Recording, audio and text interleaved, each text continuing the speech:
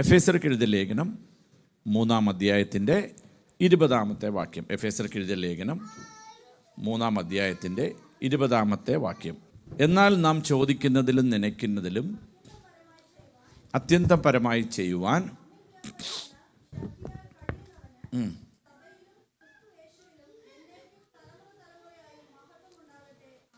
ആമേൻ. ചോദിക്കുന്നതിലും നനയ്ക്കുന്നതിലും അത്യന്തം പരമായി കർത്താവ് നമ്മളുടെ ജീവിതത്തിൽ ചെയ്യുന്ന ഈ വാക്യം നമ്മൾ അറിഞ്ഞോ അറിയാതെയോ ഒരു മെറ്റീരിയൽ ബ്ലെസ്സിങ്സ് അല്ലെങ്കിൽ ഒരു രോഗസൗഖ്യം അങ്ങനെയുള്ള ഭൂമിയിലെ കാര്യങ്ങളോടുള്ള ബന്ധത്തിലാണ് ഈ വാക്യങ്ങൾ കൂടുതൽ പറഞ്ഞ് നമ്മൾ പ്രാർത്ഥിക്കുന്നത്. ഒരിക്കലും തെറ്റല്ല. ദൈവത്തിൻ്റെ വചനത്തിന് ജീവനുണ്ട്, ശക്തിയുണ്ട്, അത് പ്രവർത്തിക്കുക തന്നെ ചെയ്യും. പക്ഷെങ്കിൽ പൗലോസ് അപ്പോസ്തലൻ ഈ ഭാഗം എഴുതിയിരിക്കുന്നത് മറ്റൊരു ആസ്പെക്ട്സിലാണ്. നിങ്ങൾ ഈ പദം പറഞ്ഞ് പ്രാർത്ഥിക്കുന്നതിൽ ഒരു തെറ്റുമില്ല. ദൈവസഭയിലായിരിക്കുന്ന ദൈവമക്കളൊന്ന് ചിന്തിച്ചേ, നമ്മളോട് ദൈവം ഇടപെടുന്ന നില മറ്റുള്ളവരോട് ഇടപെട്ട നിലയിലല്ല. സ്തോത്രം. ഒന്ന് കരമുയർത്തി സ്തോത്രം ചെയ്തേ. ഹല്ലേലൂയ. നമ്മൾ എക്സ്പീരിയൻസ് വെച്ച് ഇന്ന് കാണാതെ നമ്മൾ പറയണം, കർത്താവിൻ്റെ വചനത്തിനൊരു ശക്തിയുണ്ട്. സ്തോത്രം. ദൈവവചനം എവിടെയെല്ലാം യേശു കർത്താവിൻ്റെ ക്രൂശുമരണം ഉയർത്തപ്പെട്ടിട്ടുണ്ടോ, ദൈവവചനത്തിലൂടെ എവിടെയെല്ലാം യേശു കർത്താവിന് കൊടുക്കേണ്ട മഹത്വം കൊടുത്തിട്ടുണ്ടോ, എവിടെയെല്ലാം ദൈവവചനത്തെ ശക്തിയോടെ ശുശ്രൂഷിച്ചിട്ടുണ്ടോ, അവിടെയെല്ലാം വലിയ വിപ്ലവകരമായ വിടുതലുകൾ നടന്നിട്ടുണ്ട്. അങ്ങനെയാണെങ്കിൽ ഇന്ന് പറയണം, ഞാൻ ചിലപ്പോൾ മനസ്സിൽ കണ്ടുവച്ചിരിക്കുന്നത് ചിന്തിച്ചത് ഇങ്ങനെയുള്ള ഒരു വിടുതലായിരിക്കും, ചിലപ്പോൾ അങ്ങനെയുള്ള ഒരു സൗഖ്യമായിരിക്കും നടക്കുന്നതെന്നായിരിക്കാം, അല്ലെങ്കിൽ ഇങ്ങനെ ഒരു പ്രവൃത്തിയായിരിക്കും എൻ്റെ ജീവിതത്തിൽ. പക്ഷെങ്കിൽ അല്ല, നമ്മൾ പറയണം, ചോദിച്ചതിനേക്കാളും നനച്ചതിനേക്കാളും അത്യന്തം പരമായി ചെയ്യുന്ന ഒരു ദൈവവചനത്തിൻ്റെ ശുശ്രൂഷയാണ് നടക്കപ്പെടുന്നതെങ്കിൽ എൻ്റെ ഈ ചെറിയ തലയിൽ കേട്ടിരിക്കുന്ന, കണ്ടിരിക്കുന്ന, വായിച്ചിരിക്കുന്ന, അറിഞ്ഞിരിക്കുന്ന അനുഭവങ്ങളെക്കാളൊക്കെ ഉപരിയായിട്ട് പ്രവർത്തിക്കുന്ന ഒരു വലിയ ദൈവത്തിൻ്റെ സാന്നിധ്യത്തിൻ്റെ മറവിലാണ് ഞാനിരിക്കുന്നത്. അതുകൊണ്ട് എന്നോടുള്ള വിഷയത്തിൻ്റെ മേലുള്ള മറുപടി മറ്റുള്ള വ്യക്തികൾക്ക് നൽകപ്പെട്ടതുപോലെയല്ല, എൻ്റെ മേലുള്ള ഒരു ദൈവപ്രവൃത്തി നടക്കുവാൻ പോണത് ഇതുവരെ ഒരു കണ്ണ് കണ്ടിട്ടില്ല, ഒരു കാത് കേട്ടിട്ടില്ല, ഒരു മനുഷ്യന്റെ ഹൃദയത്തിൽ തോന്നാത്ത കാര്യങ്ങളാ. സ്തോത്രം. നമ്മൾ അങ്ങനെ വിശ്വസിക്കണമേ. ദൈവം നമ്മുടെ ജീവിതത്തിൽ ചെയ്യുന്നതിന് ഒരു മഹത്വം ഉണ്ടാകണമെങ്കിൽ മറ്റുള്ളവരുടെ ജീവിതത്തിൽ ചെയ്തതുപോലെ ആയിരിക്കരുത്. ഞാനിങ്ങനെയൊക്കെ നിർബന്ധം പിടിക്കുന്ന ആളാണ്. കർത്താവേ സ്തോത്രം, സ്തോത്രം, സ്തോത്രം. മറ്റുള്ളവൻ്റെ ജീവിതത്തിൽ ചെയ്തെങ്കിൽ അവൻ ഒന്ന് ഷെയ്ക്കാൻ്റെ തന്നിട്ട് പറയും, നിന്നെയും ദൈവം അനുഗ്രഹിച്ചല്ലേ, അതെ നീയും IELTS എഴുതി, അതെ നീയും നേഴ്സിംഗ് പഠിച്ചായിരുന്നല്ലേ, അതെ നീയും 10ാം ക്ലാസ്സിൽ പോയായിരുന്നല്ലേ, അതെ നീയും ഗവൺമെൻറ് സ്കൂളിലാണ് പോയത്, അതെ നീയും ചെറുപ്രായത്തിൽ പല ബുദ്ധിമുട്ടുകളാൽ ജീവനോടുള്ള ബന്ധത്തിൽ മരണകരമായ അസുഖങ്ങൾ വന്നു, അതെ നീയും പിന്നെ ഇവിടെ വരുവാനിടയായി തീർന്നു, അതെ നിനക്കും നേഴ്സായി തീരുവാനിടയായി, അതെ അഡാപ്റ്റേഷനിലെ ഫസ്റ്റ് അറ്റംപ്റ്റിൽ തന്നെ പോസ്റ്റ് പാസ്സായി, ഞാൻ നേഴ്സായി. ഇതൊക്കെ സാധാരണ നടക്കുന്നതാണ്. നമ്മൾ പറയേണ്ടത് എന്നാണെന്നറിയോ? ഇതൊന്നുമില്ലെങ്കിലും എൻ്റെ ദൈവത്തിന് നൂലെ കെട്ടി ഇറക്കി തരുവാൻ മതിയായവനാണ്. ഒരു വിധത്തിലുമുള്ള സാഹചര്യങ്ങളിൽ ഞാൻ ആശ്രയിക്കുന്നില്ല. പ്രവർത്തിപ്പാൻ കഴിവുള്ളവൻ ഇന്ന് പകലിലും നമ്മുടെ മധ്യേ എഴുന്നള്ളി നിൽക്കുന്നത്. ആത്മക്കണ്ണുകളിൽ കണ്ണും കൊണ്ട് ദൈവത്തെ കരങ്ങളെ തട്ടിക്കൊണ്ട് പറ, വിടുതലിനായിട്ട് ഞാൻ ആഗ്രഹിച്ചെന്ന് ഈ ആലയത്തിലായിട്ടുണ്ടെങ്കിൽ, ഞങ്ങളുടെ മധ്യേ നടകൊണ്ട് നിൽക്കുന്ന ദൈവത്തിന്റെ സാന്നിധ്യത്തിന്റെ ശക്തി ഇവിടെ വ്യാപരിക്കുമ്പോൾ ഒരു വിടുതൽ എന്റെ ജീവിതത്തിൽ സംഭവിക്കട്ടെ. സ്തോത്രം. അത് മറ്റുള്ളവരുടെ ജീവിതത്തിൽ നടക്കപ്പെട്ട നിലയിൽ വേണ്ടെന്നേ. ഇന്ന് പകൽ എന്നെ കേൾക്കുന്ന ദൈവമക്കൾ ആത്മാവിൽ സ്തോത്രം ചെയ്തോണം. നിങ്ങൾ പറയണം, എന്നോടുള്ള ദൈവത്തിൻ്റെ ഇടപെടലിൻ്റെ രീതിയും രുചിയും ഉണ്ടല്ലോ, ഞാൻ ഇതുവരെ അറിഞ്ഞിട്ടില്ലാത്ത നിലയിലായിരിക്കും. അതൊന്ന് ആത്മാവിൽ അറിഞ്ഞ് കരങ്ങളൊന്ന് തട്ടണ്ട, ഒന്ന് ഉയർത്തിക്കൊണ്ട് പറ, അപ്പാ എന്നോടുള്ള ഒരു ദൂതാണല്ലോ ഇത്. കഴിഞ്ഞ കാലങ്ങളിലെ കണ്ണുനീരിൻ്റെ ഉപ്പുരസങ്ങൾ എൻ്റെ വായിൽ വന്നപ്പോൾ ഞാനത് അറിഞ്ഞിട്ടുണ്ടെങ്കിൽ ഇനിയും നടക്കുവാൻ പോണത് സന്തോഷത്താൽ എൻ്റെ കണ്ണിൽ നിന്ന് ഒഴുകി വരുന്ന കണ്ണുനീരിൻ്റെ ജലധാരകളായിരിക്കും. അതൊന്ന് ആത്മക്കണ്ണുകളിൽ കണ്ടുകൊണ്ട് പറ, ഇത് ഞാൻ വിശ്വസിക്കുന്നു. ഇങ്ങനെ സംഭവിച്ചു തുടങ്ങുമ്പോൾ പുരുഷന്മാരെ നിങ്ങളുടെ കരങ്ങളെ ഉയർത്തി ദൈവത്തിന് മഹത്വം കൊടുപ്പീനെന്നാണ് തിരുവചനം. അല്ലേ? മഞ്ഞ് നോക്കാൻ പോയാൽ കുഴിവിട്ട് നടക്കത്തില്ല. കാർമേഘം നോക്കാൻ പോയാൽ കുഴിവെട്ട് നടക്കത്തില്ല. പക്ഷെ നിങ്ങൾ കുഴിവെട്ടിക്കൂ, മുകളിലോട്ട് നോക്കണ്ട. ആകാശത്തിൻ്റെ കിളിവാതിലുകളെ നോഹയ്ക്ക് വേണ്ടി തുറക്കപ്പെട്ടതുപോലെ ഇന്ന് പകലിടം തുറക്കപ്പെടുവാൻ വേണ്ടി നമുക്ക് വേണ്ടി കാത്തിരിക്കുന്ന ഒരു ദൈവത്തെയാണ് പുതിയ നിയമ വിശ്വാസികളായിരിക്കുന്ന നമ്മൾ ആരാധിക്കുന്നത്. സ്തോത്രം. അപ്പം ഞാൻ ഈ പറഞ്ഞതിലേക്ക് വേഗത്തിലൊന്ന് പറയട്ടെ. അപ്പോൾ എഫെസ്യർക്ക് എഴുതിയ ലേഖനത്തിലൂടെ പൗലോസ് അപ്പോസ്തലൻ 1, 2, 3, 4 കാര്യങ്ങളൊക്കെ പറഞ്ഞതിന് ശേഷം പറയുകയാണ്. 15-ാം വാക്യത്തിൽ പറയുന്നുണ്ട്, അകത്തെ മനുഷ്യൻ ബലപ്പെടണം. 15-16 വാക്യങ്ങൾ അകത്തെ മനുഷ്യൻ ബലപ്പെടണം. 17-ാമത്തെ വാക്യത്തിൽ ക്രിസ്തു വിശ്വാസത്താൽ നിങ്ങളുടെ ഹൃദയങ്ങളിൽ നിറയണം. നിങ്ങൾ സ്നേഹത്തിൽ വേരൂന്നി അടിസ്ഥാനപ്പെടണം. ക്രിസ്തുവിൻ്റെ സ്നേഹം നിങ്ങളിൽ ഉണ്ടാകണം. 5-ാമത്തെ കാര്യം, ക്രിസ്തുവിൽ ദൈവത്തിൻ്റെ എല്ലാ നിറവും നിങ്ങളിൽ നിറയപ്പെടണം. ക്രിസ്തുവിലുള്ള എല്ലാ നിറവുകളും സഭയിൽ നിറയപ്പെട്ടു വന്നാൽ, അങ്ങനെ വന്നാൽ നാം ചോദിക്കുന്നതിലും നനയ്ക്കുന്നതിലും അത്യന്തം പരമായി അത്യന്തം പരമായി ചെയ്യുവാൻ നമ്മുടെ ദൈവം മതിയായവൻ. സ്തോത്രം. ചോദിക്കുക, നമ്മൾ ഒരാളോടൊരു കാര്യം ചോദിക്കുക. നനയ്ക്കുക എന്ന് പറയുന്നതിൻ്റെ അർത്ഥം സങ്കല്പിക്കുക, അല്ലെങ്കിൽ നമ്മൾ ചില പ്ലാനുകളൊക്കെ തയ്യാറാക്കുക.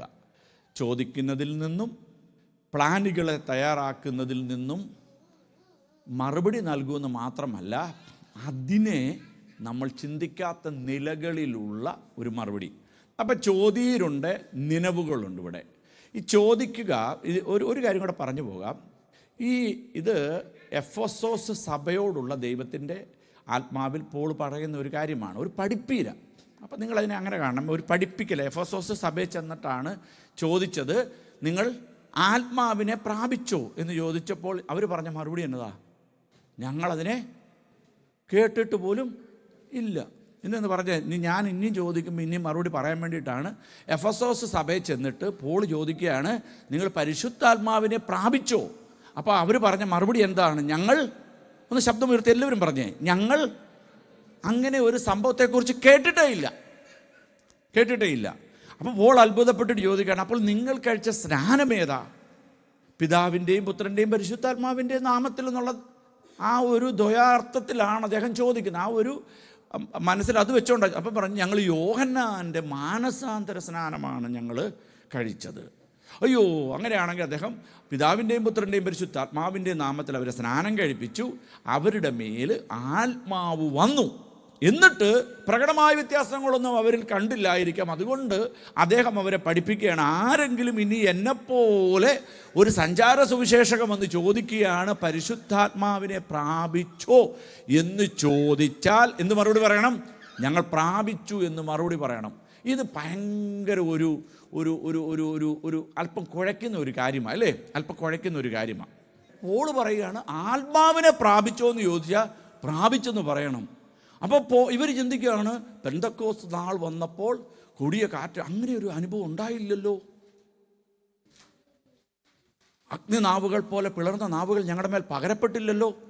പിന്നെ പോൾ എന്താ ഇനി പറയുന്നത്? ചോദിച്ചോ എന്ന് ചോദിച്ചാൽ പ്രാപിച്ചോ എന്ന് ചോദിച്ചാൽ പ്രാപിച്ചെന്ന് പറയണം. സ്തോത്രം. അപ്പം ചോദിക്കുകയാണ് നിങ്ങളോട് ഇനി ആരെങ്കിലുമെങ്കിൽ, അപ്പോൾ നിങ്ങൾ പറയണം, ഞങ്ങൾ ആത്മാവിനെ പ്രാപിച്ചവരാണെന്ന് പറയണമേ എന്ന് പറഞ്ഞു. അപ്പം ഈ ആത്മാവിനെ പ്രാപിക്കണമെന്ന് പറഞ്ഞിട്ട് പോള് ഒരു പഠിപ്പിക്കുന്നത്. അതും കൊണ്ട് ഞങ്ങൾ ഇനി എന്ത് ചോദിച്ചാലും ചോദിക്കുന്നതല്ല, ചോദിച്ചതിനേക്കാൾ. അപ്പം ഇത് ഇവർക്കറിയാം ഈ സംഭവം. നിങ്ങളൊന്ന് ശ്രദ്ധിക്കണമേ, ഈ സംഭവം ഇവർക്കറിയാം. കാര്യം, ഇങ്ങനെ ഒരു പ്രാർത്ഥന യേശു കർത്താവ് പഠിപ്പിച്ചിട്ടുണ്ട്. എവിടെയാ? ലൂക്കോസിൻ്റെ സുവിശേഷം 11-ാം അധ്യായത്തിലേക്ക് വരുമ്പോൾ അവിടെ പഠിപ്പിക്കുകയാണ്. ഞാൻ പറഞ്ഞു പോക്കോളാം, നിങ്ങൾ എടുക്കണ്ട. യേശു കർത്താവ് ഒരിക്കൽ ഒരിടത്ത് പ്രാർത്ഥിച്ചും കൊണ്ടിരിക്കുകയാണ്. അപ്പോൾ ശിഷ്യന്മാർ വന്ന് യേശുവിനോട് പറയുകയാണ്, യോഹന്നാൻ തൻ്റെ ശിഷ്യന്മാരെ പ്രാർത്ഥിപ്പാൻ പഠിപ്പിച്ചതുപോലെ ഞങ്ങളെയും പ്രാർത്ഥന പഠിപ്പിക്കണമേ. ഞാൻ പറഞ്ഞില്ല, പോൾ എഫെസോസ് സഭയിൽ ചെന്ന് പുതിയൊരു കാര്യം അവതരിപ്പിക്കുക. എന്താ? ഒന്നാമത് ചോദിക്കുകയാണ്, നിങ്ങൾ പരിശുദ്ധാത്മാവിനെ പ്രാപിച്ചോ? ഈ ആത്മാവിനെ പ്രാപിച്ചോ ഇല്ലയോ എന്നുള്ളതുണ്ടല്ലോ, കണ്ടറിയാവുന്നേ. നമ്മൾ ചിന്തിക്കണമേ, ഒരു പുതിയൊരു കൽപ്പന ഇപ്പം പോൾ തന്നെ വന്ന് പറയുന്നുണ്ട്, ഇനി ഇതിനുപരിയായിട്ട് സ്വർഗത്തിൽ നിന്നും ദൂതന്മാർ വന്ന് പറഞ്ഞാൽ പോലും നിങ്ങൾ കേൾക്കരുതെന്നൊക്കെ പഠിപ്പിച്ചിട്ടുണ്ട്. അങ്ങനെ ഒരു നിയമം നിൽക്കെ ഇവിടെ പറയുകയാണ് ചോദിക്കുന്നത് ലഭിക്കുമെന്നല്ല. ഒന്ന്, ആത്മാവിനെ പ്രാപിച്ചോ? ഞാൻ പറഞ്ഞു ആത്മാവിനെ പ്രാപിച്ചോ ഇല്ലയോ എന്ന് നിങ്ങൾ ഒന്ന് കരമ നിർത്തി. ആത്മാവിനെ പ്രാപിച്ചവർ, പരിശുദ്ധാത്മാഭിഷേകം പ്രാപിച്ചവർ, പ്രാപിച്ചിട്ടില്ലാത്തവരെ ഞാൻ കുറ്റപ്പെടുത്തത്തില്ല. എന്നറിയോ, ഞാൻ ഒത്തിരി ദാഹിച്ചതാണ്. എൻ്റെ ജീവിതത്തിൽ പറ്റിയൊരു അബദ്ധം പറയാം. ഞാൻ ഈ അന്യഭാഷയെല്ലാം കാണാൻ പഠിച്ചു. നമ്മൾ പിള്ളേരോട് ചോദിച്ചാൽ, രാജേഷ് പേടിക്കൊന്നും വേണ്ട, നമ്മുടെ പിള്ളേരോട് ചോദിച്ചാൽ പറയും, ബിജു പാസ്റ്റർ ഞങ്ങളുടെ മാഞ്ചസ്റ്ററിലൊക്കെ ഇത് ഇങ്ങനെയൊക്കെ പിള്ളേർ നിൽക്കുക. എന്നറിയോ, പാസ്റ്റർ ഇച്ചിരി സ്റ്റൈലാണ് ഈ അടുത്ത്. എന്നാന്നറിയോ, കൈ വേർക്കുമ്പോൾ ടൗലില്ലായിരുന്നു ഒരു ദിവസം കയ്യിൽ. അപ്പം ഞാനിങ്ങനെ പോക്കറ്റിലൊന്നും തുടച്ചതാണ്. പറയും പാസ്റ്റർ ഇങ്ങനെയൊക്കെയാണ് നിൽക്കുന്നതെന്ന്. ഈ പാസ്റ്റർമാരെ കോപ്പി ചെയ്യും. ഈ നമ്മുടെ വീടുകളിലൊക്കെ പിള്ളേർ പുൾപ്പിറ്റായിട്ട് ഉപയോഗിക്കുന്നത് ഈ ഫയർ പ്ലേസിൻ്റെ അവിടെ. ഇതൊക്കെ ഞാൻ അറിയുന്നുണ്ട്. എന്ന് വെച്ചാൽ അവിടെ വന്നിട്ട് ഒരു കമ്പോ കോലോ എടുത്തിട്ട് പറയും റിജോയ് പാസ്റ്റർ ആയിരിക്കും ഇവിടെ കൂടുതൽ കോപ്പി ചെയ്യുന്നത്. അപ്പോൾ ഇവർ എന്തെങ്കിലുമൊക്കെ പറഞ്ഞിട്ട് ഹോവാൻ്റെ ഇടേനാന്നിട്ട് പറഞ്ഞിട്ട് പറയും റീഖല ബറബഷൻ. ഇവരിങ്ങനെ പറയും അറിയാതെ. കാര്യം അവർക്കറിയാം എന്തൊക്കെയോ പറയുന്നുണ്ട്. ഈ മലയാളം ഇവർക്ക് മനസ്സിലാകുന്നില്ല. അവർക്കിതെല്ലാം അന്യഭാഷകൾ തന്നെയാണ്. അപ്പം ഞാൻ ഇതുപോലെ അഭിഷേകം പ്രാപിക്കുന്ന കാര്യത്തിൽ വലിയൊരു കൺഫ്യൂഷനായിരുന്നു. എന്നാന്നറിയോ, പ്രാപിച്ചാൽ ഈ കേട്ട് പഠിച്ചത് പറയും. അപ്പോൾ ഇത് വ്യാജാത്മാവായി തീരും. അന്യാഗ്നി കത്തും. അന്യാഗ്നി കത്തിയ നമുക്കറിയാം വലിയ ദുരന്തത്തിൽ ചെന്ന് അവസാനിക്കും. ഭയങ്കര ചിന്തയായിരുന്നു, എന്നെ ഭരിച്ച ചിന്ത. കാര്യം അഭിഷേകത്തിൻ്റെ ഭാഷയ്ക്ക് പകരം ഞാൻ അന്യാഗ്നി, ഒരു ഓളത്തിന് കൂട്ടത്തിൽ പാട്ടെന്ന് പറയുന്നത് പോലെ ഒരു തള്ളി അന്യഭാഷയിൽ ആരാധിച്ചാൽ പിടിക്കപ്പെടുമെന്നുള്ള കാര്യത്തിൽ ഒരു ബോധ്യമുണ്ടായിരുന്നത് കൊണ്ട് അഭിഷേകം എന്നുള്ള സബ്ജക്റ്റ് ഇച്ചിരി പേടിയായിരുന്നു. ഇത് പ്രാപിക്കുന്ന ദിവസം എൻ്റെ ദൈവമേ, ഞങ്ങളുടെ പാസ്റ്റർ റിജി പാസ്റ്റർ പറഞ്ഞ പോലെ ആവുമോ, അതോ ആ പാസ്റ്റർ പറഞ്ഞ പോലെ ആവുമോ, പേടിയായിരുന്നു, ഭയം. അപ്പം ഞാനിത് കാരണം അഭിഷേകം പ്രാപിക്കാൻ വലിയ ബുദ്ധിമുട്ടായിരുന്നു. അപ്പം നിങ്ങളതുകൊണ്ട് അഭിഷേകം പ്രാപിച്ചിട്ടില്ലെങ്കിൽ നിങ്ങൾ പ്രാർത്ഥിക്കേണ്ട ഒരു രീതിയുണ്ട്. കർത്താവേ, എന്നെ അതൊന്നും തടസ്സപ്പെടുത്തല്ലേ. ബിജു ചെറിയാൻ പറയുന്ന രീതികളിൽ തന്നെയാണ് എൻ്റെ നാവിൽ വരുന്നതെങ്കിൽ I am ready to speak. Rijoy pastor പറയുന്ന നിലയിൽ തന്നെ ആയിരിക്കും എൻ്റെ നാവിലും വരുന്നതെങ്കിൽ നോ പ്രോബ്ലം പാസ്റ്റർ, ദൈവമേ നോ പ്രോബ്ലം. പക്ഷെ അതെനിക്ക് നിശ്ചയമായിട്ടും എനിക്ക് ബോധ്യമാകത്തക്ക നിലയിൽ തരണമേ. എനിക്ക് ഇമിറ്റേറ്റ് ചെയ്യണ്ട, പക്ഷെങ്കിൽ എനിക്ക് ദൈവാത്മാവിനാൽ ഇടപെടണമേ. ഇടപെടുമ്പോൾ അവിടെ എഴുതിയിരിക്കുന്ന ഉച്ചരിപ്പാൻ ദൈവാത്മാവ് പ്രേരണ നൽകിയതുപോലെ. അത് ചിലപ്പോൾ ഇദ്ദേഹം പറഞ്ഞതാകാം, അദ്ദേഹം പറഞ്ഞതാകാം, ഞാൻ പറഞ്ഞതാകാം, നിങ്ങൾ പറഞ്ഞതാകാം. ആയിക്കൊള്ളട്ടെ നീ. സ്തോത്രം. അപ്പോൾ പരിശുദ്ധാത്മാഭിഷേകം പ്രാപിക്കുവാൻ വേണ്ടി നിങ്ങൾ പ്രാർത്ഥിക്കുക. മാഞ്ചസ്റ്ററിൽ ഞങ്ങൾ അതിനുവേണ്ടി കാത്തിരിപ്പ് യോഗങ്ങൾ ഒരു 3 മാസം 4 മാസം കൂടുമ്പോൾ ഫ്രൈഡേ നൈറ്റ് ചെയ്യാറുണ്ട്. അതിങ്ങനെ ഇരുന്ന് ഒത്തിരി പേര് പ്രാപിക്കുന്നു. അതൊക്കെ വലിയൊരു അനുഭവമാണ്. സ്തോത്രം. അപ്പം ഞാൻ പറഞ്ഞത് പ്രാപിച്ചോ എന്ന് ചോദിച്ചതിൻ്റെ പിൻപിൽ മറ്റൊരർത്ഥം കൂടെ ഉണ്ട്. എന്താണെന്നറിയാവോ, പ്രാപിച്ചവനെ ഉണ്ട പോലെ ഇരിക്കണമെന്ന് കേട്ടായിരുന്നു മുമ്പ് പറഞ്ഞത്. പ്രാപിച്ചവനെ കണ്ടാൽ അറിയാം. ചിലപ്പോൾ കണ്ടാൽ അറിയത്തില്ലായിരിക്കും. ഒരു മെസ്സേജ് എടുക്കുമ്പോൾ അറിയാം ഇവൻ പ്രാപിച്ചിട്ടുണ്ടോ ഇവൻ പ്രാപിച്ചിട്ടില്ലയോ എന്ന്. പ്രാപിച്ചവന് ഞാൻ ഇവിടെ പലപ്പോഴും പറഞ്ഞിട്ടുണ്ട്. എൻ്റെ മമ്മിയുടെ കൂടെയാണ് ഞങ്ങൾ ഫസ്റ്റ് ജനറേഷൻ ബെന്തിക്കോസ് ആണല്ലോ. അപ്പോൾ കൂട്ടായ്മയിലായിരുന്നു. ഈ പിള്ളേരുടെ പ്രായമുള്ളപ്പോൾ ഞങ്ങൾ മർത്തോമ്മ കൂട്ടായ്മയിലാണ് പോയിക്കൊണ്ടിരുന്നത്.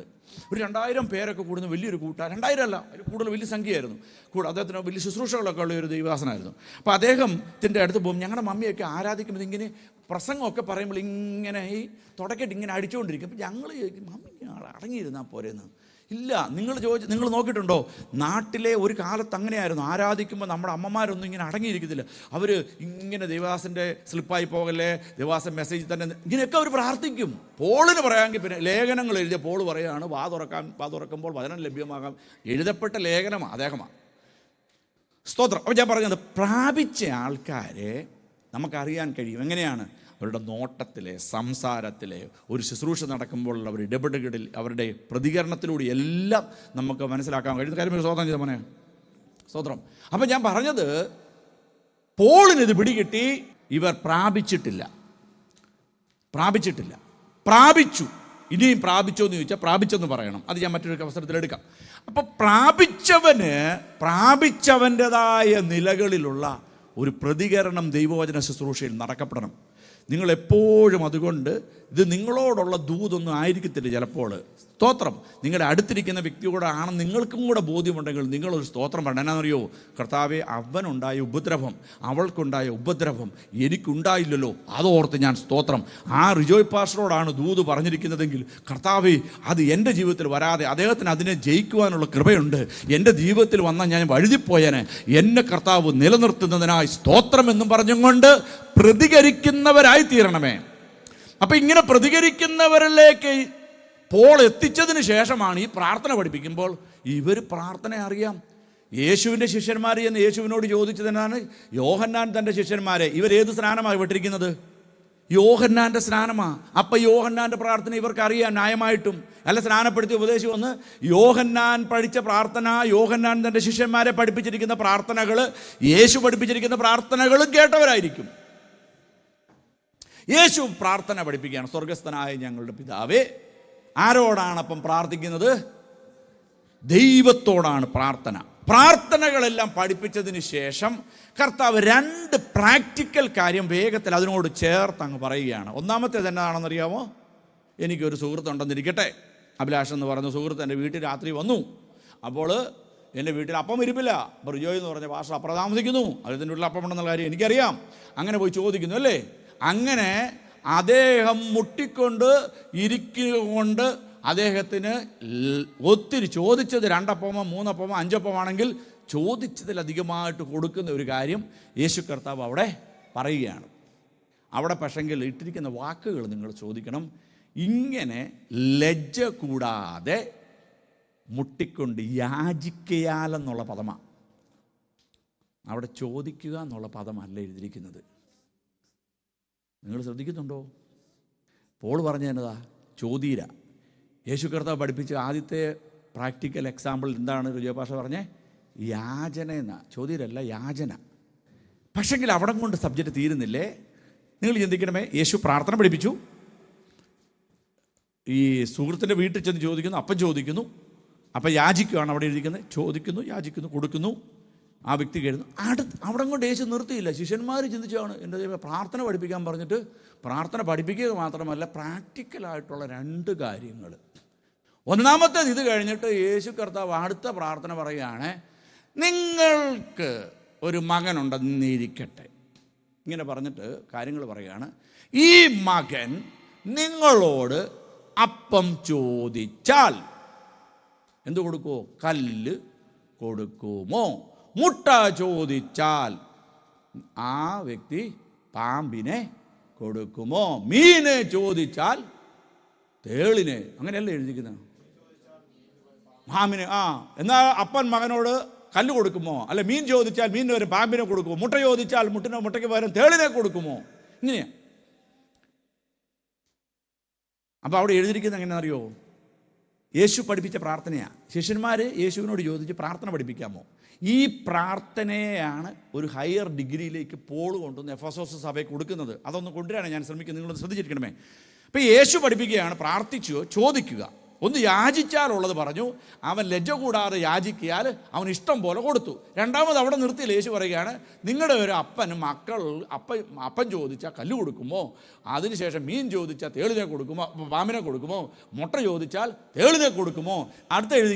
അടുത്ത അങ്ങനെ ദോഷികളായ നിങ്ങളുടെ മക്കൾക്ക് നല്ല ദാനങ്ങളെ കൊടുപ്പാൻ അറിയുന്നുവെങ്കിൽ സ്വർഗസ്ഥനായ പിതാവ് തന്നോട് യാചിക്കുന്നവർക്ക് പരിശുദ്ധാത്മാവിനെ എത്രയധികം കൊടുക്കും. ഇവിടെ പരിശുദ്ധാത്മാവ് തന്നെയാണ് സബ്ജക്റ്റ്. പോൾ പറയുന്നിടത്തും പരിശുദ്ധാത്മാവ് തന്നെയാണ് സബ്ജക്റ്റ്. പക്ഷെ നമ്മൾ മെറ്റീരിയലൈസ്ഡ് ആയിട്ട് ആ മെസ്സേജിനെ ഒന്ന് കൊണ്ടിരുന്നു എന്ന് മാത്രമേ ഉള്ളൂ. അപ്പം ചോദിച്ചത് കൊടുക്കുമെന്നാണ് ഇവിടെ പഠിപ്പിച്ചത്. ആര് കൊടുക്കുമെന്നാ? ദൈവം തമ്പുരാൻ. ആദ്യം പ്രാർത്ഥന തുടങ്ങിയത് എങ്ങനെ? സ്വർഗസ്ഥനായ ഞങ്ങളുടെ പിതാവേ. അപ്പോൾ ഇവിടെ പറയുകയാണ്, അങ്ങനെ സ്വർഗസ്ഥനായ പിതാവ് തന്നോട് യാചിക്കുന്ന ഏവർ. 2 എക്സാമ്പിളുകൾ ഉദാഹരണ സഹിതം പ്രാർത്ഥന പഠിപ്പിച്ചിട്ട് അങ്ങോട്ട് പഠിപ്പിക്കുകയാണ്. അപ്പോൾ അപ്പൻ ചോദിച്ചാൽ സ്തോത്രം, അപ്പം തന്നെ കിട്ടും, കല്ലല്ല കിട്ടുന്നത്. അപ്പൻ ചോദിച്ചാൽ നിങ്ങൾ അപ്പന്മാരോട് അപ്പൻ ചോദിച്ചാൽ അപ്പം തരും. മുട്ട ചോദിച്ചാൽ ഒരിക്കലും തേളിനെ തരത്തില്ല. മീൻ ചോദിച്ചാൽ ഒരിക്കലും പാമ്പിനെ തരത്തില്ല.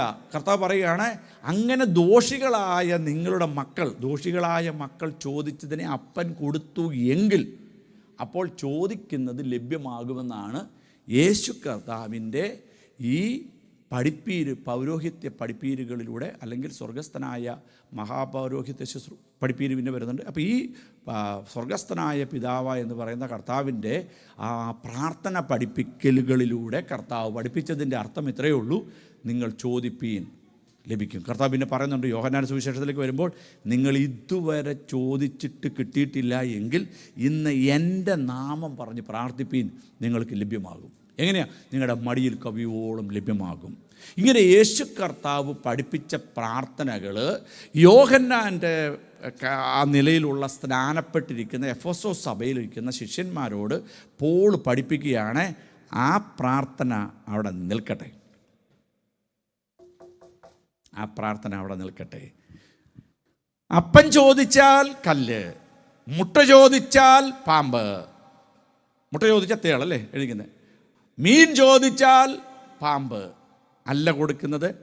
അപ്പം ചോദിച്ചാൽ അപ്പം തന്നെ നിങ്ങൾക്ക് കിട്ടും, മുട്ട ചോദിച്ചാൽ മുട്ട തന്നെ കിട്ടും, മീനിനെ ചോദിച്ചാൽ മീൻ തന്നെ കിട്ടും. ഇതാണ് എന്നാൽ ഇനിയും കേട്ടോളം പറഞ്ഞ് പോൾ അതാണ് പറഞ്ഞാൽ കർത്താവിങ്കിൽ നിന്ന് പ്രാപിക്കുകയും. നിങ്ങൾക്ക് ഞാൻ ആ ഭാഗം ഒന്ന് വായിപ്പിക്കാം. നിങ്ങൾ ഇങ്ങനെ ഇരിക്കുന്ന കണ്ടതുകൊണ്ട് ഞാൻ നിങ്ങളെ ഒരു ഭാഗം കൂടെ ഒന്ന് വായിച്ചേൽപ്പിക്കാം. എഫെസർക്ക് എഴുതിയ ലേഖനത്തിലോട്ട് നമുക്ക് 3-ാം അധ്യായമാണല്ലോ നമ്മൾ വായിച്ചുകൊണ്ടിരിക്കുന്നത്. അതിൻ്റെ ഈ 2 നിങ്ങൾ വരണമേ. ഇപ്പോൾ ഇതെങ്ങനെയാണ് ഇത് പഠിപ്പിക്കുന്നുള്ള പറയുന്നുണ്ട്. അതിനിമിത്തം പൗലോസ് എന്ന ഞാൻ ജാതികളായി നിങ്ങൾക്ക് വേണ്ടി ക്രിസ്തു യേശുവിൽ ബദ്ധനായിരിക്കുന്നു. നിങ്ങൾക്കായി എനിക്ക് ലഭിച്ച ദൈവകൃപയുടെ വ്യവസ്ഥയെക്കുറിച്ച് ഞാൻ മീതെ ചുരുക്കത്തിൽ എഴുതിയതുപോലെ വെളിപ്പാടിനാൽ എനിക്ക് ഒരു മർമ്മം അറിയായി വന്നിരിക്കുന്നു എന്ന് നിങ്ങൾ കേട്ടിട്ടുണ്ടല്ലോ. നിങ്ങളിത് വായിച്ചാൽ ക്രിസ്തുവിനെ സംബന്ധിച്ചുള്ള മർമ്മത്തിൽ എനിക്കുള്ള ബോധം നിങ്ങൾക്ക് ഗ്രഹിക്കും. ആ മർമ്മം ഇപ്പോൾ അവൻ്റെ വിശുദ്ധ അപ്പോസ്തലന്മാർക്കും പ്രവാചകന്മാർക്കും ആത്മാവിനാൽ വെളിപ്പെടുന്നത് പോലെ പൂർവ്വകാലങ്ങളിൽ മനുഷ്യർക്ക് അറിവുള്ളതായിരുന്നില്ല. ഇങ്ങനെയാണ് 1-ാമത്തെ വെളിപ്പാട് എന്നാന്ന് വെച്ചാൽ 2-ാം അധ്യായത്തിൻ്റെ 1-ാം വാക്യമാണ്. അതിക്രമങ്ങളാലും പാപങ്ങളാലും മരിച്ചവരായിരുന്ന നിങ്ങളെയും അവൻ ഉയർപ്പിച്ചു. അവിടെ നിൽക്കട്ടെ. അപ്പോൾ ഒരു മർമ്മമാണ് പോൾ എഫെസോസ് സഭയിൽ വെളിപ്പെടുത്തുന്നത്. ഒന്ന് പറഞ്ഞ ഒരു മർമ്മം പോൾ വെളിപ്പെടുത്തുകയാണ്. ഒരു മർമ്മം, ഒരു മിസ്റ്ററി പോൾ പറയുകയാണ്. യേശു പഠിപ്പിച്ചു. അപ്പോൾ നമ്മൾ ചിന്തിക്കണം, യേശു കർത്താവ് പഠിപ്പിച്ച കാര്യത്തിൻ്റെ അടുത്ത തലം പോൾ പറയുകയാണ്. സ്തോത്രം. അപ്പോൾ ആ ഭക്തൻ എന്തുമാത്രം ദൈവസന്നിധിയിൽ ഇരുന്ന് പ്രാപിച്ച ഒരു കാര്യമായിരിക്കണമേ പറയേണ്ടതല്ലേ. അതാണ് പറയുന്നത്, എനിക്ക് വെളിപ്പാടിനാൽ ഒരു മർമ്മം ലഭ്യമായിരിക്കുന്നു.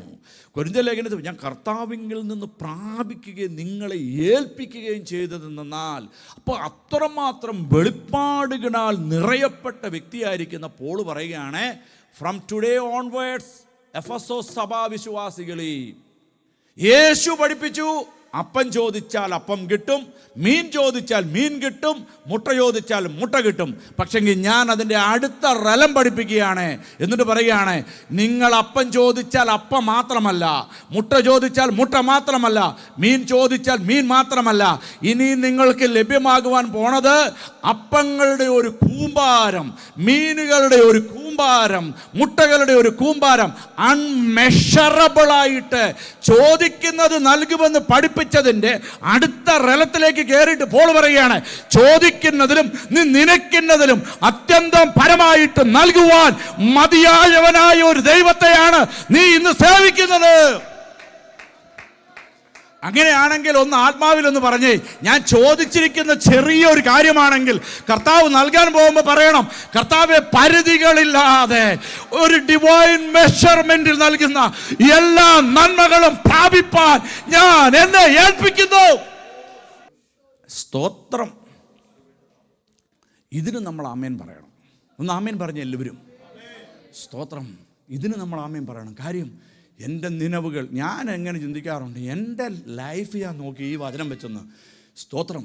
കർത്താവേ, നിങ്ങളുടെ വീട്ടിലുള്ളവരെയൊക്കെ ഒന്ന് ചിന്തിച്ചു നോക്കിയേ. സ്വന്തം സഹോദരങ്ങളാൽ ഉപദ്രവമേറ്റവരുണ്ടായിരിക്കാം, സ്വന്തം സഹോദരിമാരാൽ ഉപദ്രവമേറ്റവരുണ്ടായിരിക്കാം, സ്വന്തം അപ്പനമ്മമാരാൽ ഉപദ്രവമേറ്റവരുണ്ടായിരിക്കുക. ഞാനിത് ബൈബിളിലൂടെ കോട്ട് ചെയ്താണ് പറയുന്നത്. സ്വന്തം അപ്പനമ്മമാർ, സ്വന്തം അമ്മായിയപ്പന്മാരാൽ ഉപദ്രവമേറ്റവരുണ്ടായിരിക്കാം. സഹോദരങ്ങളാൽ മുഴുവനാലും ഒറ്റപ്പെട്ടവരുണ്ടായിരിക്കാം. സമൂഹത്താൽ ഒറ്റപ്പെട്ടവരുണ്ടായിരിക്കാം.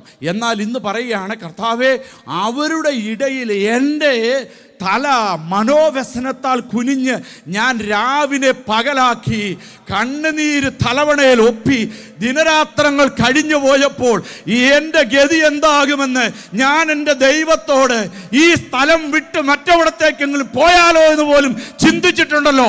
അങ്ങനെ ഉള്ളവിടത്ത് നിന്ന് ഇന്ന് ഈ നിലവാരത്തിലേക്ക് എന്നെ കൊണ്ടുവന്നത് ഈ വചനത്തിന്റെ ശക്തിയാണല്ലോ. സ്തോത്രം. നമ്മുടെ നിലവുകളെ, നമ്മുടെ ചിന്തകളെ, നമ്മുടെ പ്ലാനുകളെ എല്ലാം കർത്താവ് എടുത്ത് ദൂരോട്ട് എറിഞ്ഞിട്ട് പറഞ്ഞു, എനിക്ക് നിന്നെക്കുറിച്ചുള്ള പ്ലാനുകൾ എത്ര വലുതാണെന്ന് നീ പിന്നത്തേതിൽ അറിയും. അന്ന് നീ പറയും, എൻ്റെ സങ്കടകാലത്ത് ഞാൻ കഴിച്ച പ്രാർത്ഥനകൾക്ക് നീ മുഖം തിരിച്ചതിൻ്റെ പിൻപിൽ എന്നെക്കുറിച്ചുള്ള ദൈവപദ്ധതി ഇത്രയും വലുതായിരുന്നു. ദൈവം നടത്താൻ മതിയായവനാണ്. ദൈവം നടത്താൻ. അപ്പോൾ വചനം കൊണ്ട് സമർത്ഥിക്കേണ്ടതുണ്ട്. ഒരു ഭാഗം കൂടെ പറഞ്ഞ് ഞാനങ്ങ് നിർത്താം. അതിനോടുള്ള ബന്ധത്തിൽ വായിക്കാം. യോഹന്നാൻ്റെ സുവിശേഷം 11 അധ്യായത്തിൻ്റെ 21 വാക്യം. ഇവിടെ യോഹന്നാൻ്റെ സുവിശേഷം 11 അധ്യായത്തിലെ സംഭവം ഈ വായിച്ച് കേൾപ്പിച്ച ആളാവാരാ? ഒന്നുകൂടെ ഒന്ന് വായിച്ചേ. കർത്താവേ, നീ ഇവിടെ ഉണ്ടായിരുന്നെങ്കിൽ, അത്ര മതി, നീ ഇവിടെ ഉണ്ടായിരുന്നെങ്കിൽ എന്നുള്ളതാണ്. അപ്പോൾ ഇതാരാ പറയുന്നതെന്നറിയാവോ? മാർത്തയാ. ലാസർ മരിച്ചു, യേശു വരുന്നു. മാർത്ത ചെന്ന് പറയുകയാണ്, കർത്താവേ, നീ ഇവിടെ ഉണ്ടായിരുന്നുവെങ്കിൽ എൻ്റെ സഹോദരന് ഈ ദീനത്തിൽ നിന്നൊരു വിടുതൽ, മരിക്കത്തില്ലായിരുന്നു. അതായത് രോഗസൗഖ്യം നടന്നേനെ എന്ന് മാർത്ത പറയുകയാണ്. ഇനി അതിൻ്റെ ഒരു വാക്യം ഞാൻ വായിക്കാം. 4 വാക്യം ഒന്ന് വായിച്ച്. 4 വാക്യം മാത്രം, 11:4. ദീനമെന്ന് അവിടെയും പറയുന്നത് വായിച്ചു. മതി. നിങ്ങൾ ഇനി തിരുവചനം നിങ്ങൾ ആ വായിച്ച നിലയിലൊന്ന് വായിക്കണമേ. നടക്കപ്പെട്ടിരിക്കുന്ന സകല അത്ഭുതങ്ങളുടെയും പിൻപിലുണ്ടല്ലോ ഒറ്റ കാര്യമേ ഉള്ളൂ, ദൈവനാമം മഹത്വപ്പെടണം. നിങ്ങളെപ്പോഴും അത് ചിന്തിച്ചോണമേ. ദൈവനാമം അതിലൂടെ മഹത്വപ്പെടണം. ഏത് വിഷയവുമാകട്ടെ നമ്മുടെ ജീവിതത്തിൽ ചെറുതോ വലുതോമായ ഒരു കാര്യം, ഒരു അത്ഭുതം, ഒരു വിടുതൽ, ഒരു സൗഖ്യമൊക്കെ നടന്നാലുണ്ടല്ലോ, നമ്മൾ സഭാമധ്യേ എഴുന്നേറ്റ് അത് സാക്ഷിയായിട്ടൊക്കെ പറയുന്നതിൻ്റെ പിൻപിൽ എന്താണെന്നറിയാവോ? ദൈവനാമം അതിലൂടെ മഹത്വപ്പെടുക. കർത്താവേ, ഇത് എൻ്റെ ജീവിതത്തിൽ ഇതൊരു അത്ഭുതമാണ്. മാർത്ത പറയുകയാണ്, നീ ഇവിടെ ഉണ്ടായിരുന്നെങ്കിൽ എൻ്റെ ഈ സഹോദരൻ്റെ ഈ ദീനത്തെ നീ സൗഖ്യമാക്കിയേനെ. അപ്പം കർത്താവ് പറയുകയാണ്, അതിന് മുമ്പ് തന്നെ പറഞ്ഞു, ഈ ചോദ്യം വരുമെന്ന് ദൈവത്തിന് അറിയാമായിരുന്നത് കൊണ്ട് 4 വാക്യത്തിൽ ആദ്യം പറഞ്ഞു, നമ്മൾ വായിച്ചത് 21, 4 പറഞ്ഞായിരുന്നു ഇത് ദൈവനാമ മഹത്വത്തിന്. ഞാൻ ഈ സെല്ലിൻ്റെ കാര്യം പറഞ്ഞതല്ലാതെ എപ്പോഴും ഇതിലൂടെ എല്ലാം ഗ്ലോറി ദൈവത്തിന് കൊടുത്തോണമേ. ദൈവത്തിന് നമുക്കറിയാം, അത്ഭുതങ്ങളുടെ ആരംഭം കുറിക്കുന്നത് യോഹന്നാൻ സുവിശേഷം 2 അധ്യായത്തിലെ കാനാവിലെ കല്യാണത്തിലാണ്. ഇതിനെ അത്ഭുതങ്ങളുടെ അടയാളങ്ങളുടെ ആരംഭമായി ദൈവം തൻ്റെ മഹത്വം വെളിപ്പെടുത്തി. ഏത് അത്ഭുതങ്ങൾ നോക്കിയിട്ടുണ്ടോ നിങ്ങൾ? യേശു കർത്താവ് ചെയ്തത് ദൈവപുത്രൻ്റെ മഹത്വം വെളിപ്പെടുത്തില്ല, ദൈവത്തിന് മഹത്വമാണ്. സ്തോത്രം. നമ്മളതുകൊണ്ട് പറയണം, നമ്മുടെ ജീവിതത്തിൽ ചെറുതോ വലുതോ എന്തെങ്കിലും ഒരു നന്മ ലഭിക്കുമ്പോൾ പറയണം, കർത്താവേ, അങ്ങയുടെ നാമം മഹത്വപ്പെടട്ടെ, ഇതിലൂടെ അങ്ങയുടെ നാമം മഹത്വപ്പെടട്ടെ. കർത്താവിൻ്റെ നാമം മാത്രമാണ്. നിങ്ങളൊക്കെ ഞാൻ തുറന്നു പറയാം, നിങ്ങൾ നേഴ്സസ് ആയിരിക്കുന്നവരൊക്കെ പ്രാർത്ഥിക്കണമേ. എല്ലാവരെയും പോലെ ബാൻഡ് 5 ആയിട്ട് ജീവിതകാലം മുഴുവൻ വർക്ക് ചെയ്യും. എനിക്കറിയാവുന്നവരുണ്ട്, 25 വർഷമായിട്ട് സുജയുടെ സീനിയറായിട്ട് മണിപ്പാൽ ഹോസ്പിറ്റലിൽ ഉണ്ടായിരുന്നവർ ഇന്ന്, അല്ലെങ്കിൽ അവിടുത്തെ ഇൻചാർജുകൾ ബാൻഡ് 5 നിൽക്കുമ്പോഴാണ് ഇവൾ 8B നിൽക്കും. ഞാൻ പറഞ്ഞതിൻ്റെ പിൻപിൽ പ്രാർത്ഥിപ്പാൻ നീ തയ്യാറാണെങ്കിലുണ്ടല്ലോ, നമ്മുടെ സ്ഥിതികളെ ദൈവം മാറ്റുമെന്നേ. നിങ്ങളൊന്ന് വിശ്വസിച്ചെന്ന രാമ്യം പറഞ്ഞേ. എനിക്ക് ഒരു സാധ്യതയും കാണുന്നില്ല, പക്ഷെങ്കിൽ എൻ്റെ ദൈവത്താൽ ഞാൻ മതിൽക്കെട്ടുകളെ ചാടും.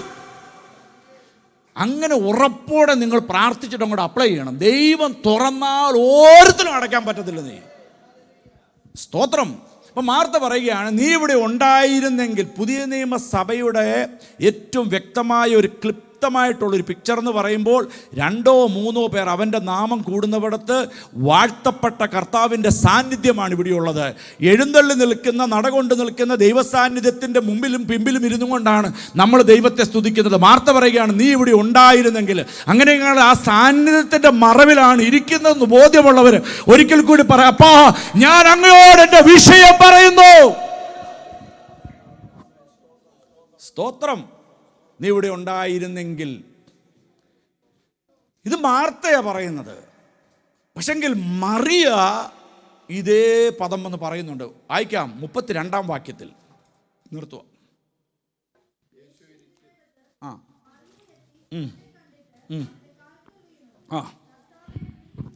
നിങ്ങൾ ചിന്തിക്കണമേ, മാർത്തയും മറിയയും 2 എക്സ്ട്രീം ലെവലിൽ നിൽക്കുന്നവരാ. ഒരാൾ പ്രാക്ടിക്കലും ഒരാൾ പ്രയർ വാര്യരുവാ.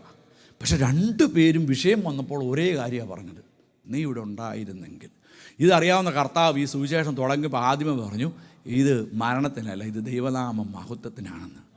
സ്തോത്രം. പിന്നെ നമുക്കറിയാൻ നടക്കുന്നത്, യേശു ഏറ്റവും ബൈബിളിലെ ചെറിയ വാക്യം എന്നല്ല പറഞ്ഞാ, കണ്ണുനീർ വാർത്തു. അവിടെ എഴുതിയിരിക്കുന്നതിനറിയോ, ഉള്ളം നൊന്ത്. യേശുവിൻ്റെ ഉള്ളം നൊന്ത്. വായിച്ചേ, നിങ്ങളൊന്ന് വായിച്ച 34-ാം വാക്യം. യേശു കണ്ണുനീർ വാർത്തു, ഉള്ളം നൊന്തു. ഇനി ഒരു വാക്യമുണ്ട്, നിങ്ങൾ കണ്ടില്ല. വായിച്ചു വന്നാ യോഹന്നാൻ്റെ സുവിശേഷം 11-ാം അധ്യായത്തിൻ്റെ 34-ാം വാക്യം. മോനെ, അവിടെ യേശു കണ്ണുനീർ വാർത്തു. നമ്മുടെ മനസ്സ് ശുഭമുള്ളതെന്ന് കണ്ണിനെ നോക്കിയാൽ അറിയാം. ചിലതുപോലെ ഭയങ്കര കണ്ണാടി വെച്ചിരിക്കുക, അവർക്ക് പിടി കിട്ടത്തില്ല. കണ്ണാടി മാറ്റിക്കുക, കുഴപ്പമില്ലെന്ന്. അപ്പം യേശു ഈ സഹോദരിമാർ 2 പേരുടെയും ആ വാക്ക് കേട്ട് ഉള്ളം നൊന്ത് മനസ്സ് കലങ്ങിയെന്നാണ് അതിൻ്റെ അർത്ഥം. മനസ്സങ്ങ് ഉടഞ്ഞു പോയത്. അപ്പം യേശുവിനോട് അടുത്ത് നിൽക്കുന്ന വ്യക്തികളാണ് മാർത്തയും മറിയയും ഒക്കെ. അവരുടെ ഈ ലാസറിൻ്റെ മരണവും എല്ലാം കൂടെ ആയപ്പോൾ യേശുവിൻ്റെ ഉള്ളം നൊന്ത് കലങ്ങി. അപ്പം നമ്മളെ ചതിക്കപ്പെടുക എന്ന് പറയുന്നത് ഭയങ്കര, നമ്മുടെ നിരപരാധിത്വം വെളിപ്പെടാതിരിക്കുക, നമ്മളെക്കുറിച്ച് നടക്കാത്ത കാര്യങ്ങൾ ഉണ്ടെന്ന് പറയുക, നമ്മളെക്കുറിച്ച് ദോഷം പറയുക, ഇതൊക്കെ ഉള്ളത് പറയട്ടെന്നേ. ഏറ്റവും വലിയ നമ്മുടെ ജീവിതത്തിൽ ഉണ്ടാകുന്ന ദുഃഖം ഉണ്ടാക്കുന്ന കാര്യം അത്. അപ്പം യേശു ഭയങ്കരമായിട്ട് അങ്ങ് ഉള്ളം നൊന്ത് കലങ്ങിയിട്ട് പറയുകയാണ്. ആ ഒരു ഇതിലാണ് പറയുന്നത്, ലാസറസ് കം ഔട്ട്, പുറത്ത് വരാൻ പറയുക. നിങ്ങൾ ചിന്തിച്ചു നോക്കി, ഈ ഉള്ളം കലങ്ങിയൊക്കെ ഇരിക്കുമ്പോൾ ഒരു പ്രാർത്ഥന അങ്ങോട്ട് പ്രാർത്ഥിച്ചാണ്ടല്ലോ, ഉള്ളം കലങ്ങിയിരിക്കുമ്പോൾ ഞാൻ എൻ്റെ കഷ്ടകാലത്ത് യഹോവയോട് നിലവിളിച്ചു. സ്തോത്രം. ഞാൻ എൻ്റെ പിരിമുറുക്കത്തിൽ, അവിടെ നമ്മുടെ സങ്കീർത്തനം വായിച്ചത്, ഞാൻ യഹോവയെ എല്ലാ കാലത്തും സ്തുതിക്കും. വെള്ളമില്ലാതെ വരണ്ട ദേശത്ത് ഞാൻ അവൻ്റെ ശബ്ദത്തിനായിട്ട് കാത്തിരുന്നു. ഞാൻ യഹോവയെ എൻ്റെ വലതു ഭാഗത്ത് വെച്ചിരിക്കുന്നു. അവൻ്റെ സ്തുതി എപ്പോഴും എൻ്റെ നാവിന്മേലിരിക്കുന്നു. സ്തോത്രം, സ്തോത്രം, സ്തോത്രം, സ്തോത്രം, സ്തോത്രം. ഇന്ന് ദൈവസഭയോട് ഞാനൊരു ദൂത് വിളിച്ചു പറയാമേ. ഞാനിത് പ്രിപ്പയർ മെസ്സേജുള്ളൂ, ഞാൻ ദൂതായിട്ട് നിങ്ങളോട് പറയാമേ. നിങ്ങളുടെ ഉള്ളം കലങ്ങി നിങ്ങൾ ദൈവത്തോട് പറയുന്ന വിഷയത്തിൻ്റെ മേലെ അവനങ്ങനെ ഏറ്റവും അടുത്ത തുണയായിട്ട് അങ്ങോട്ട് ഇറങ്ങി വന്നിട്ട് പറയും, മകനെ, മകളെ, ഞാൻ ഈ വിഷയങ്ങൾ കണ്ടില്ലെന്നാണോ? ഞാൻ നിന്നെ ഉപദ്രവിക്കുന്ന ഉപദ്രവന്മാരുടെ ശക്തി കണ്ടില്ലെന്നാണോ? നിന്നെ മറിച്ചിടുവാൻ വേണ്ടി പ്ലാൻ ഇടുന്നവരുടെ പ്ലാൻ കണ്ടില്ലെന്നാണോ? പക്ഷെങ്കിൽ അവരെ അങ്ങ് വിട്ടിരിക്കുകയാണ്. എനിക്ക് നിന്നെയാണ് വേണ്ടത്. നിന്നെക്കുറിച്ചുള്ള പദ്ധതിയെ തടയുവാൻ, നിന്നെക്കുറിച്ചുള്ള ഉദ്ദേശത്തെ തടയുവാൻ ഒരു ശക്തിയെ ഞാൻ അനുവദിക്കുന്നില്ല. കഷ്ടകാലത്ത് യഹോവ ഏറ്റവും അടുത്ത തുണയാണ്. ആ ഒരു സംഘർഷാവസ്ഥയിൽ യേശു പറയുകയാണ്, ലാസറസ് പുറത്തു വരാൻ. ഇന്ന് പകൽ ചിലത് പറയണം, ഞങ്ങളും പ്രാർത്ഥിക്കുകയാണ്. ഒന്ന് കണ്ണടയ്ക്കാം. ഞങ്ങളും പ്രാർത്ഥിക്കുകയാണ്. ഞങ്ങളുടെ ജീവിതത്തിലും ചോദിച്ചതിലും നനച്ചതിലും അത്യന്തം പരമായി ചെയ്യുന്ന ചില ദൈവപ്രവൃത്തികൾ നടക്കപ്പെടട്ടെ. പരിശുദ്ധ ദൈവമേ, നിത്യനായ കർത്താവേ, ഈ ജനത്തെ അടിയൻ അനുഗ്രഹിക്കുന്ന പച്ച ഭാരങ്ങളും പ്രയാസങ്ങളും ഒക്കെ ഉണ്ട്. എന്നാൽ നടത്തുന്ന ഒരു ദൈവം ഞങ്ങൾക്കുണ്ട്. ഇന്ന് പകൽ മുതൽ ഞങ്ങൾ ചോദിക്കുമ്പോൾ ഇന്നത് വേണമെന്നല്ല, ദൈവഹിതം ഞങ്ങളിൽ നടക്കപ്പെടട്ടെ. അതിന് പരിമിതികളില്ല, പരിധികളില്ലാതെ നടത്തുവാൻ ദൈവം വിശ്വസ്തനാണ്. ഈ വചനത്തിൻ്റെ ശക്തിയാൽ ഈ ജനത്തെ അടിയൻ അനുഗ്രഹിക്കുന്നു യേശുവിൻ നാമത്തിൽ തന്നെ.